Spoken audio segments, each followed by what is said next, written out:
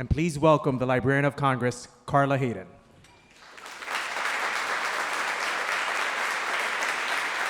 Well, good afternoon. Good afternoon and welcome to the Library of Congress. We're so happy you could join us for this very, very special lunch hour event. Because today, the Coolidge Auditorium of the Library of Congress is going to be the room where it happens.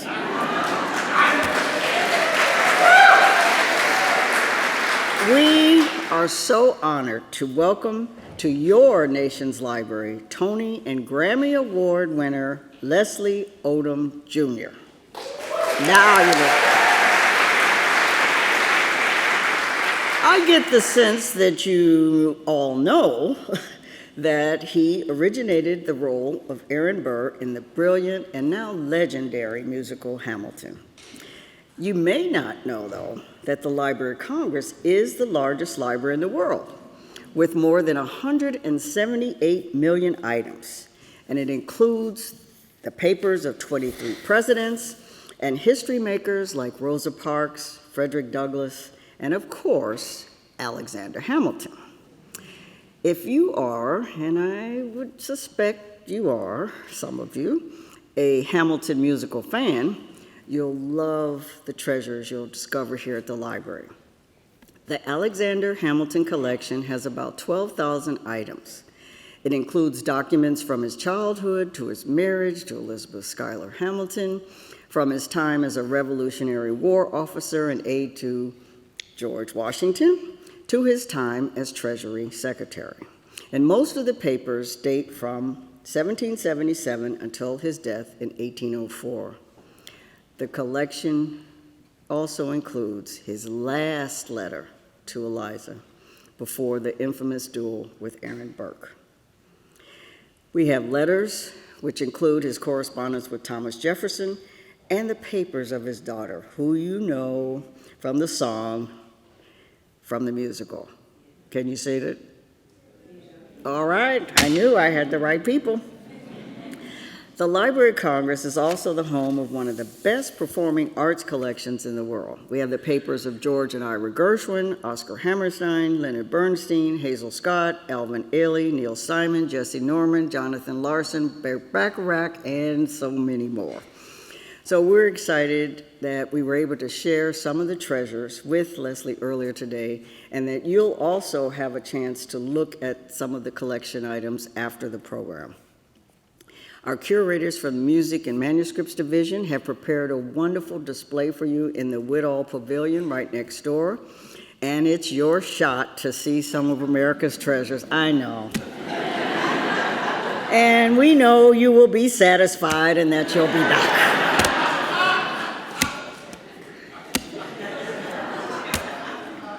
So, today's event would not be possible without our amazing partners. Ken Biberai,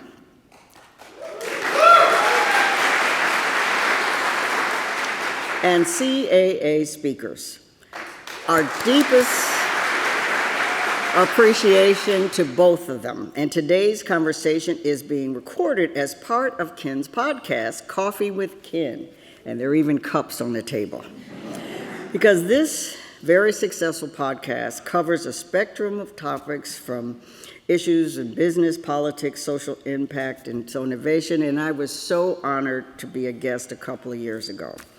So to introduce our special guest, it's my pleasure to welcome CAA speakers Billy Halka.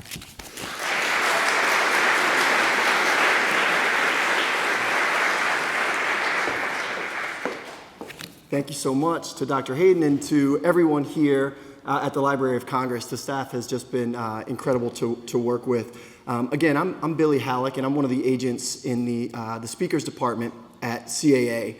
To those of you who were able to join us back in the spring when we hosted John Meacham at the White House Historical Association around the time of the Correspondents' Dinner, welcome, and thanks for coming back. And to those of you who we haven't met yet, it's a real pleasure.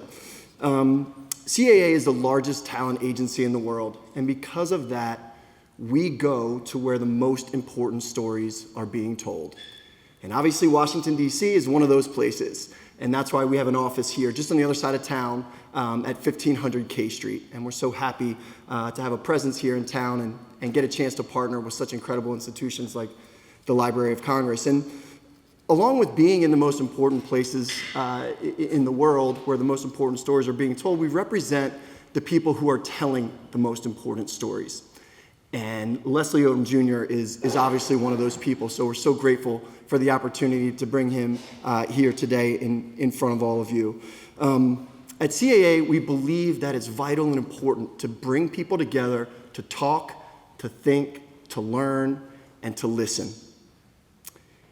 And to that end, who better to help us think, talk, learn, and listen than Ken Biberai, who is the host of Coffee with Ken, a great friend of mine and an amazing moderator. So with that, I would like to just welcome you all to this iconic institution. Thank you for spending your afternoon here with us. And I give you Leslie Odom Jr. Thank you.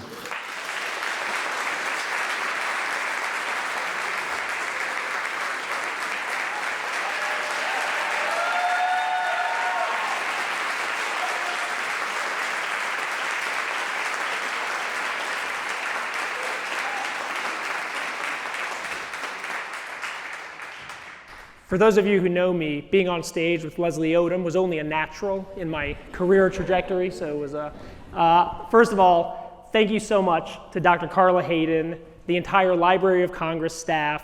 When we conceived of this, I don't think we actually had this in mind. So special thanks to the Library of Congress for hosting us today.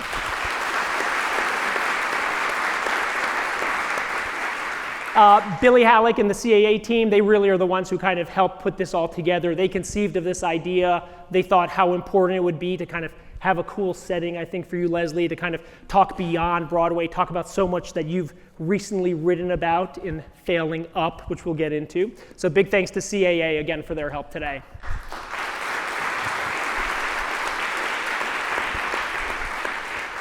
So one of the benefits of doing a conversation like this at the Library of Congress is they actually have everything. So before we came out today, the librarian and her team curated an exhibit for us, Leslie. So talk a little bit about what we just saw, how impactful that was to you and what you're coming out of that experience thinking. Oh, we saw well, first of all, they pulled things that they thought I might be interested in personally. So they started with the letter that Hamilton wrote his wife before the duel. One of the speeches he gave in support of the ratification of the Constitution. They pulled out Oscar Hammerstein's papers so I could see his process, the first sort of musings he had trying to write My Favorite Things. That was really my biggest takeaway was the democracy of process, really that nobody, even geniuses, the reminder that even geniuses don't get to escape process, that it's messy, that there's a whole lot of clay, and it gets refined, over time. So I just am walking away with a sense of gratitude and inspiration that I should keep going, even when my writing is bad. Well, part of what we saw were artifacts from Hamilton. So let's start there. When did you know that Hamilton was going to be what it became? Talk a little bit about that origin story, how you got connected to it, how you got that last seat in the theater to kind of have that opportunity. Yeah, I knew right away how I felt about it. I didn't know if it would connect to all of you the way it has, or so many of you the way it has. There are, I'm sure, in this library, there's some clunkers in people's libraries as well, in their papers. There's some pieces that didn't find an audience in their original run, and so I didn't know if Hamilton would be one of those shows, like maybe it's just the run at the public theater that only a few thousand people got to see. But I knew what I felt about it. And what I felt was that it was just the boldest, freshest, most literate, exciting piece of new work I had ever encountered. It was a theater smaller than this one in Poughkeepsie, New York, that I encountered the piece on the campus at Vassar. They do this New Works Festival called Powerhouse, and I knew that the team that had put together In the Heights had written a new show. In the Heights was this show. I listened to that cast album on a Greyhound bus going somewhere, long Greyhound bus trip, and the tears were like perpendicular. You know what I mean? I was so moved by the piece, by the energy of it, and the fact that it was being told from a fresh perspective. There's a new voice in Lin-Manuel, and so they were writing a new show, and I wanted to see it, to experience the new show. And so I had been up to Poughkeepsie, if you can imagine this. So my wife was up there at the same time. I was visiting her all the time, and I had made friends with the ushers on my trips up to Poughkeepsie. And so there were no seats. I sent Lin-Manuel a tweet, as you do, telling him I was in Poughkeepsie and I would love to see the Hamilton mixtape. And he sent me a tweet back. This was before he was very, very famous. And he said, there are no seats, but I'd love to see you. So before it was a thing, you couldn't even get ticket to see this thing. That's wild. But I had made friends with the ushers, and so my favorite usher said, Leslie, I got you. She said, stand to the side, I'm gonna fill up the room, and then I'll make sure you get in. I scored the very last folding chair in the very last row to see the first reading of the Hamilton mixtape. I was in the room. I had no idea in a million years sitting on that last row. I just thought it was perfect as is, I had no idea in a million years that I would be in the show. I didn't know that I was getting a glimpse of something I'd be a part of, but I do remember so clearly the thought that crossed my mind when Wait For It finished the first time that I heard that song, and I said, well, whomever gets to sing that song 8 shows a week is gonna be a very lucky actor. And I was right. I was right.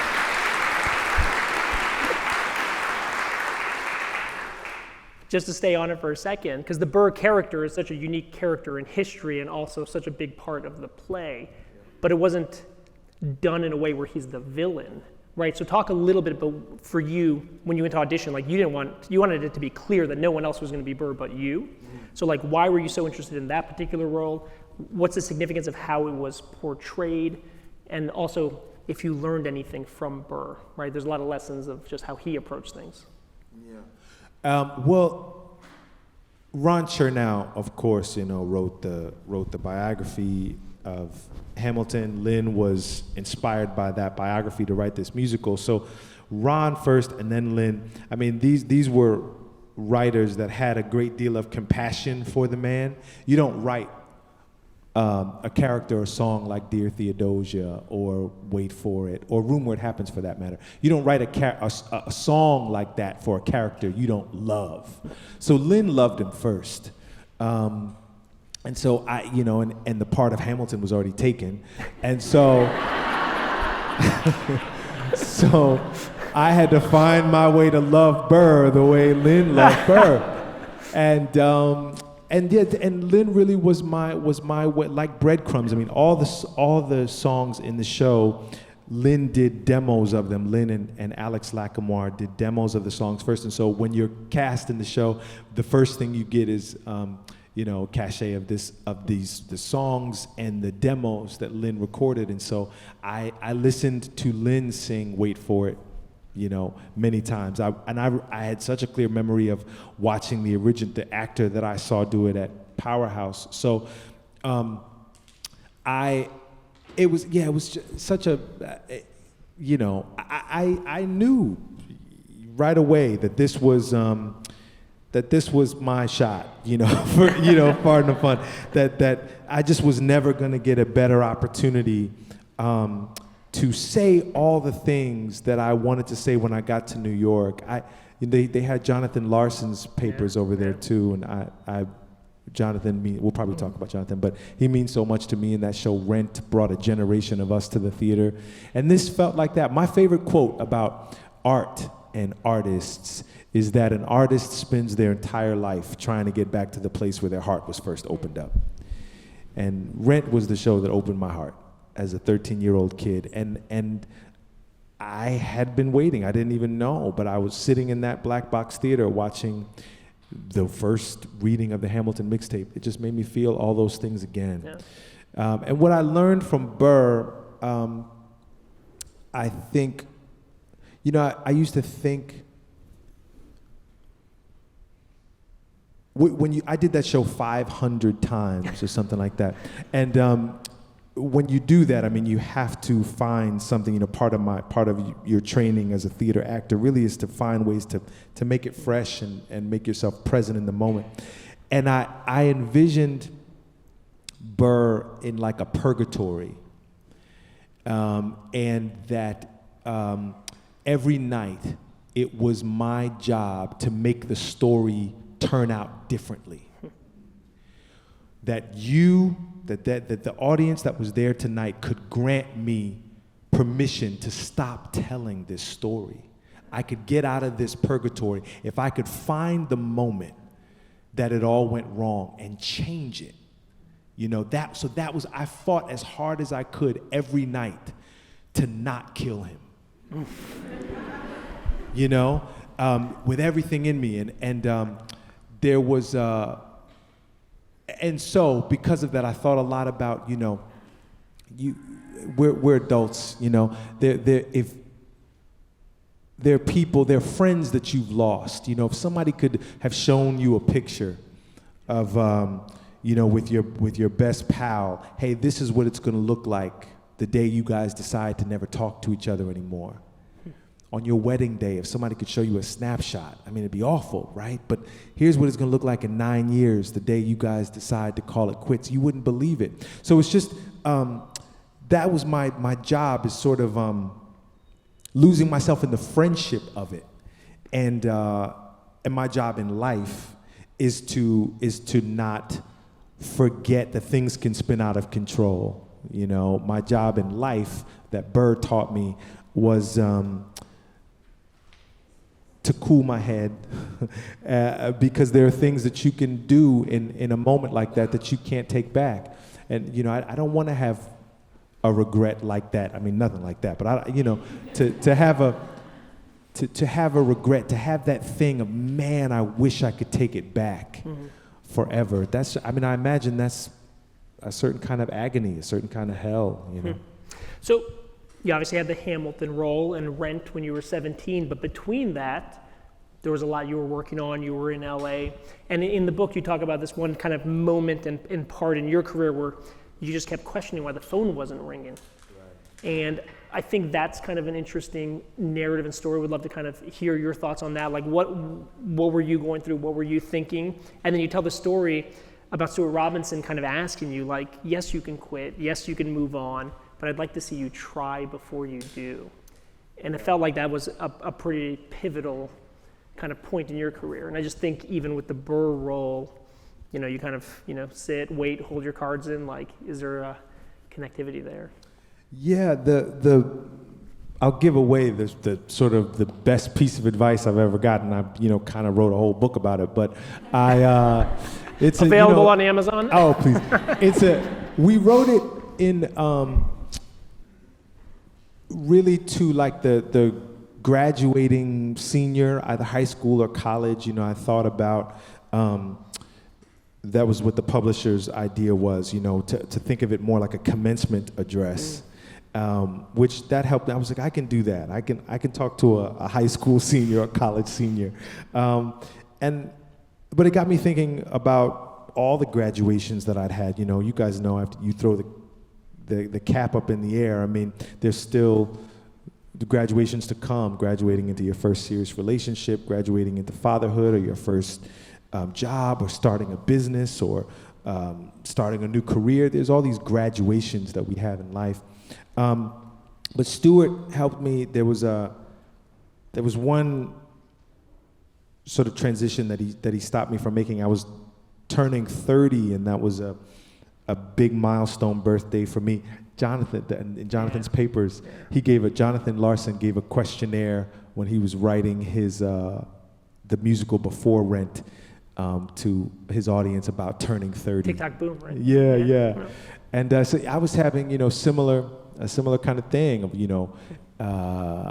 is this what I want to do? And the business is so unpredictable, and I would get these big jobs and then the phone wouldn't ring, and I just didn't know, like, if I don't make any changes, what's going to be the difference when I'm 39 or 49 or I just didn't understand how I was going to ever grow up. It seemed like such a childlike way to live, auditioning for things. And what is this? It's time to grow up.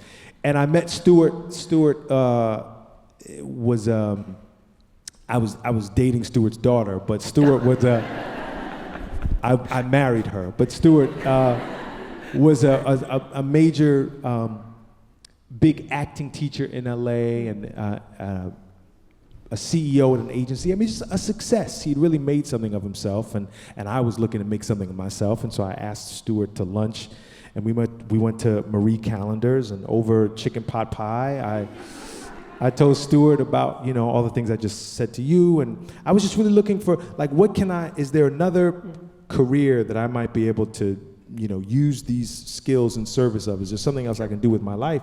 And Stuart heard me out, and he said, you can quit. I can help you with that, but I'd love to see you try first. I'd love to see you try before you quit. And I wanted to know more because, well, what exactly do you think I've been doing if I haven't tried? But Stuart said, you're an affable guy. You're well trained. I'm sure you're well prepared when the phone rings. The phone didn't ring today. And so what did you do for yourself in the absence of a ringing phone? Did you call anybody? Did you read anything? Did you write anything? I wasn't singing at all at that time. He said, do you know how many coffee shops would love to have you play the lunch hour? And it was humble, but it was exactly what I needed to hear. I couldn't wait to get out of that lunch to go get to work. I realized how much of my life I could take charge of. And I'll tell you, I left that lunch. I have not stopped working in 13 years. And it's not because the phone is always ringing. As for Stu, it's not because the phone is always ringing, but it's because that day I stopped waiting for it to ring. I really did. Well, I felt that story, as well as a story you tell about Billy Porter kind of pushing you and kind of really telling you're not doing it to the full extent you can. Yeah. So tell us about like that, because I feel like that kind of continuation kind of leads to the main point of the book. Yeah, Billy was this was before Billy Porter was, international star Billy Porter. He was kind of down on his luck, at a similar time in his life, sort of early 30s, when he came back to Carnegie to teach. He taught, Billy had graduated from Carnegie, and he was, of course, we all revered him, even though he was a big Broadway star, and he came and he taught for, I think, 11 weeks. And he was just the most extraordinary teacher that we had. I had a lot of great teachers, but none better than Billy Porter. And when I got out of school, Billy gave me my first opportunities as a 21, 22-year-old kid. I did a bunch of shows that Billy had written, and one of them was a Sondheim review with an all-black cast. And anyway, Billy had written this role for me, and he'd written this part. He'd actually written it for himself originally, but then he was directing, and so he let me do it. So I have this thing of, I'm stepping in the shoes of one of my heroes, and I'm not worthy kind of thing. And so anyway, there's this moment where Billy has written himself like a classic Billy Porter moment, where he kind of comes to the front of the stage, and I mean, he really just, you gotta raise the roof, you gotta let him have it, you gotta do the Billy Porter thing. And I don't do the Billy Porter thing. And so intellectually, I made a different decision. I went, Billy would go to 10, and I went to -2. I'm gonna go the opposite, right? I mean, that's gotta be valid too, right? You can shout or you can whisper.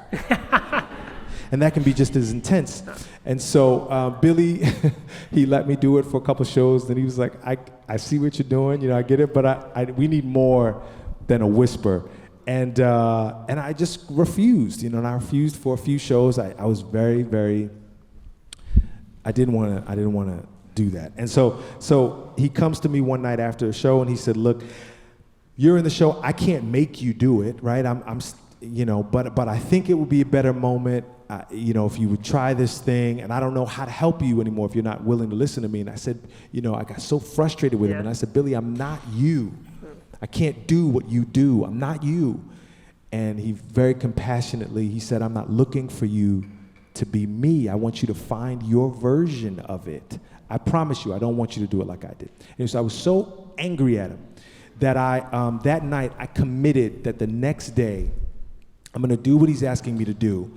And not only am I gonna fail, but the show's gonna fail. The roof of the theater is going to come in. Everyone's gonna be injured or maimed, and we're all gonna go to jail. So I hope he's happy, but I'm gonna do it because he won't let this thing go, and I'm gonna show him what a fool he is for even asking more of me. He should be happy with what I'm giving him. So the next day, I'm excited to really show him. Oh, I'm looking forward to really.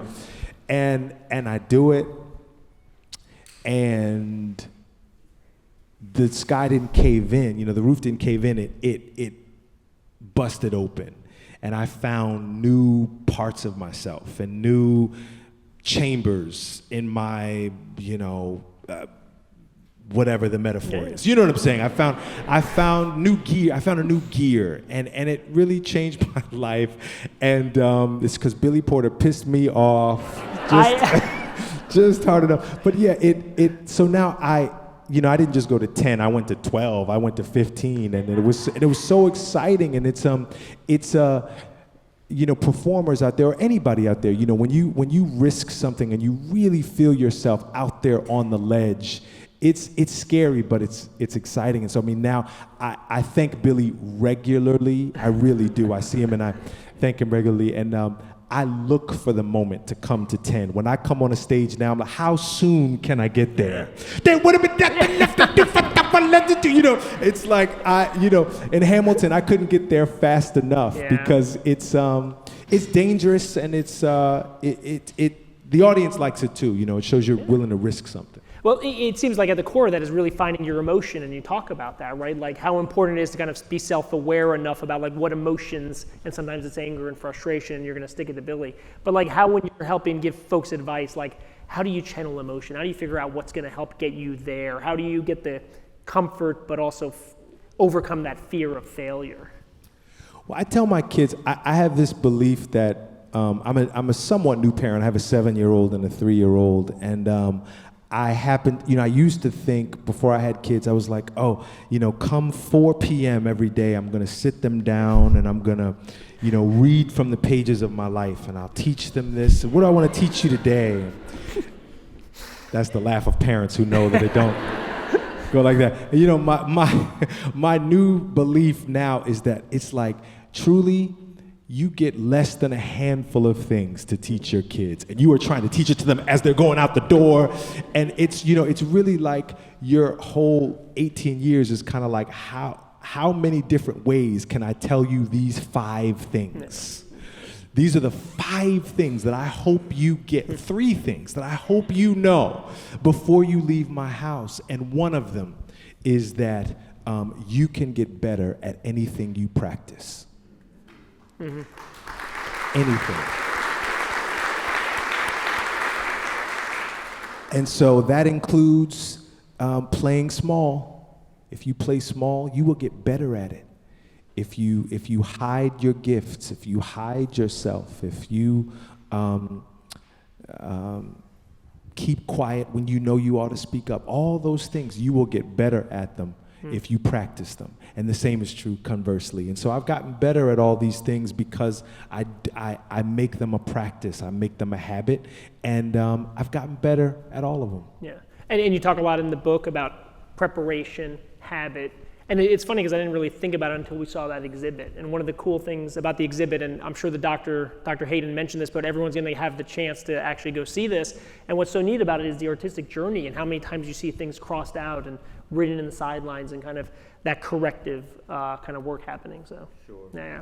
So in the book, you also talk a little bit about the power of no and knowing how to accept rejection, but then also knowing when to say no to projects and move on. So how when you're faced with these decisions for you in performance, right? Like if you say yes, you're kind of committed to doing a show or a performance. So when do you know when to say no, and how do you kind of guide what that next step is on your journey, right? Because your career is a little different than I think most folks here, right? So. Well, I've gotten better at it. I mean, I do. There's I certainly want. That's another thing that I would love for my kids to understand and be aware of. We started it with is the power of their yes and their no. Yeah. What I mean is when my daughter was very little, one of the first words, of course, she learned was no, and so the family, we just thought it was so cute. We would, people would ask her questions, and just to hear her say no, Lucy, can I have a hug? No. Lucy, can I have a kiss? Now no. He has a Lucy as well. Right. And so, but me and my wife talked about it. We kind of came to it almost like at the exact same time, and we were like, we got to have a talk with the family that, when she says no, we have to listen to her. Yeah. She needs to know that she can say no. So I think that the power of your yes and the power of your no is something that I want my kids to know, that they can. They always have the power to stand up and walk out of any room that they don't feel comfortable in, that they don't feel valuable in, or valued in. They can get up and they can walk out and deal with the consequences later. I say that more. So yes, the power of no has when you start out in your career, strangely, it really is the only thing you have control over. The things you aren't willing to do. I mean, the business will ask you to do a lot of things. They don't know you, so they're going to say, hey, you want to do this? You want to try this? And we want to pay you to do this. We want to pay you this much to do that. The only thing you have is your willingness to walk away. That's all you've got. And so you got to mean it when you say it, so that people learn that you're a person of integrity. But I find now, as I move into producing and putting projects together for the first time in my career, which is one of, Pearly Victorious, the play we did last year on Broadway, this Ossie Davis play, hadn't been done on Broadway in 62 years. We finally got this play back to Broadway. It took us about 6 or 7 years to put it together, and it was a tremendous success on Broadway, and we were nominated for a bunch of Tony Awards, and we won one of them. And what I learned now really is the power of my yes. As a leader, is yes and that rule of improv. Is to accept what people are coming into the room with and build alongside them. So I say a lot more yes now to be. Thank you.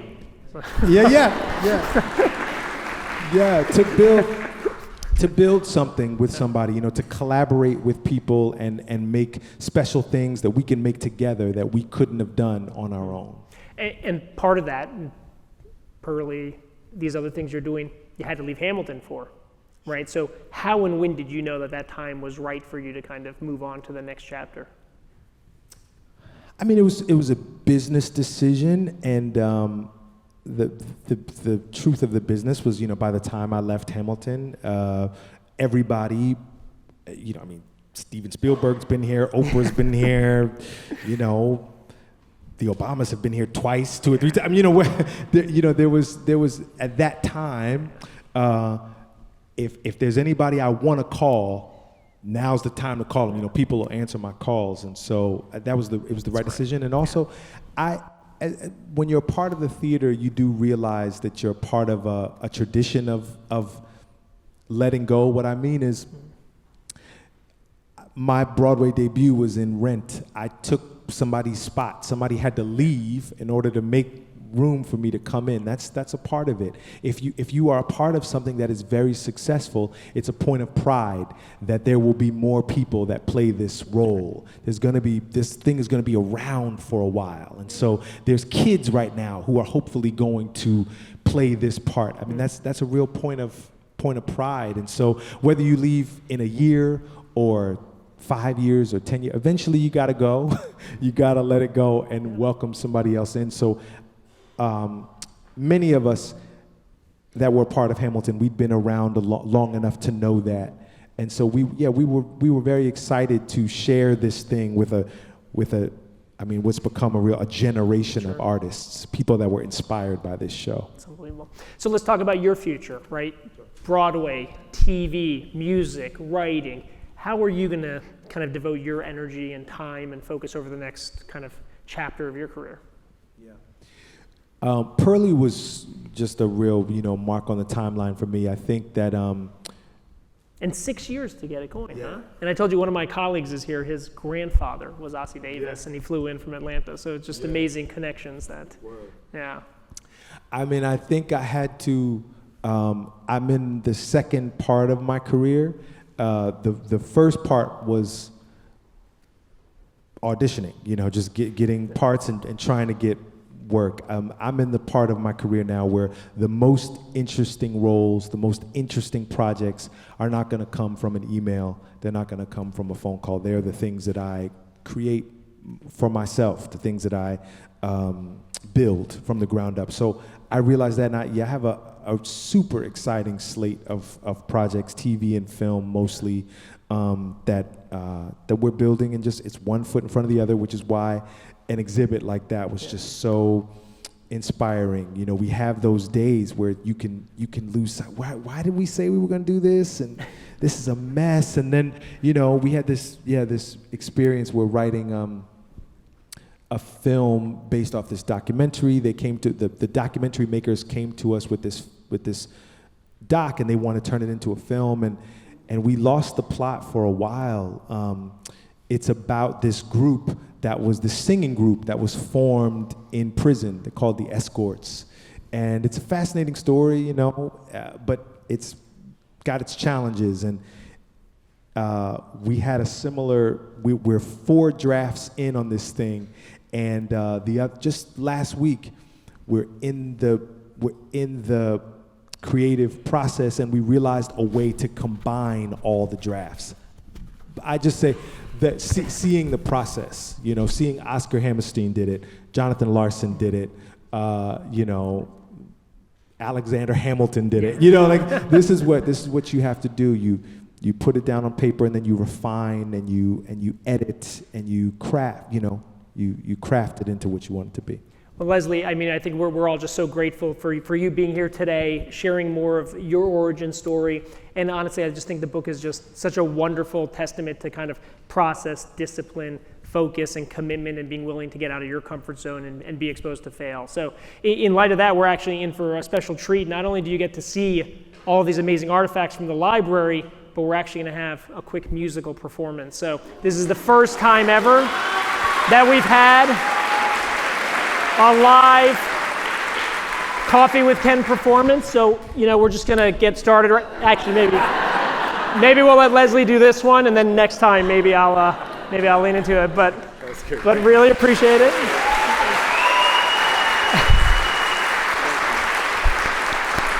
I'm going to welcome Stephen Walker to the stage. Stephen's my MD. We've been working together for many, many years. Steve's going to come out. Thank you guys so much hey, Steve. Am I on this side? Thank you, man. This is a song I wrote about my kids. We've made 5 records. So we put out 5 records since leaving Hamilton, a couple of Christmas albums, a jazz album, and a couple of originals as well. And this is a song I wrote for my kids. Parents, can understand this feeling. I hope that should you run across little Lucille or little Abel someday, that you can see and tell and feel that they were loved.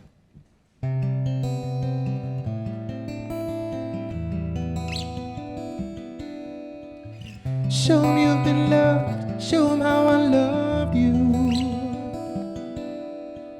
You came to sing this song, they just came to record you. Oh, wring me dry, pour out all the water from inside, let it shine through. Show 'em how I loved you. Pray with me, my son, then go rest your head. Sing our favorite song, the ones we sang back when. What's a memory for if we let him die? Live forever in love that's always alive. These ain't tears, they're raindrops from answered prayers. Life is an eye blink, we cry, then we leave. The joy in your eyes never lies. Show 'em you've been loved, show 'em how I loved you. You came to sing your song, they just came to record you. Oh, wring me dry,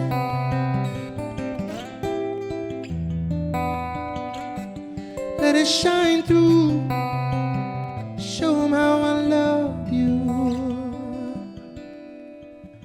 Make me real, I don't wanna be a hologram. Let me heal every shadow till I'm born again. All I keep is this hope, one day at a time. All I see is this mountain's another climb, till I learn to love me for who I am. Life is an eye blink, we cry, then we leave. The joy in your eyes never lies, let 'em see. Show 'em you've been loved, show 'em how I loved you. You came to sing your song, they just came to record you. Oh, wring me dry, pour out all the water from inside, let it shine through. Show 'em how I loved you. Show 'em you've been loved.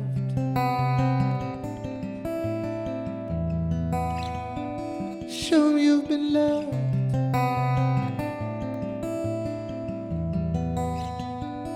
Show 'em you've been loved.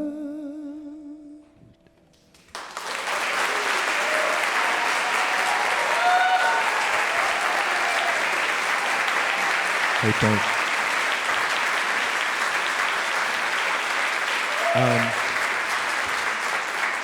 You guys have been such an awesome crowd. We can take a request. Anybody want to hear anything? Theodosia, I heard it. Let's go.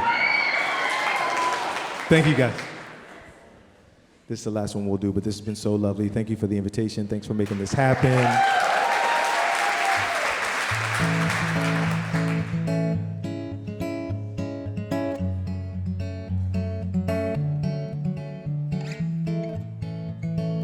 Oh yeah, oh yeah.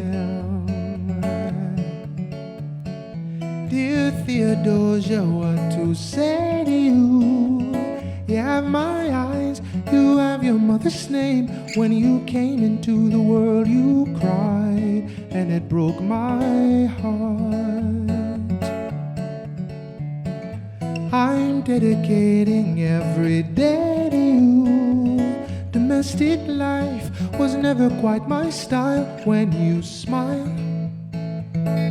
knock me out and fall apart. And I thought I was so smart. You will come of age with our young nation. We'll bleed and fight for you. We'll make it right for you. If we lay a strong enough foundation, we'll pass it on to you. We'll give the world to you, and you'll blow us all away someday, someday. And you'll blow us us all away someday, someday.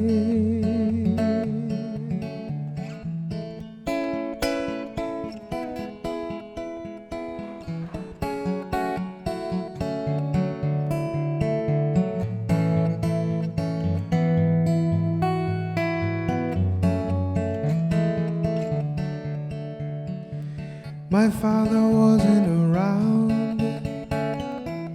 I swear that I'll be around for you. I'll do whatever it takes. I'll make the world safe and sound for you. We'll come of age with our young nation. We'll bleed and fight for you. We'll make it right for you.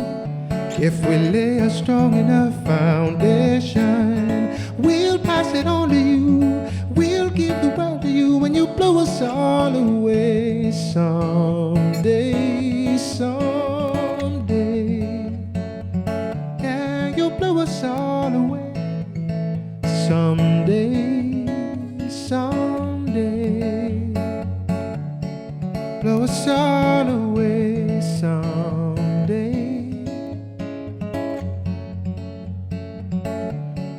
Blow us all away someday, someday.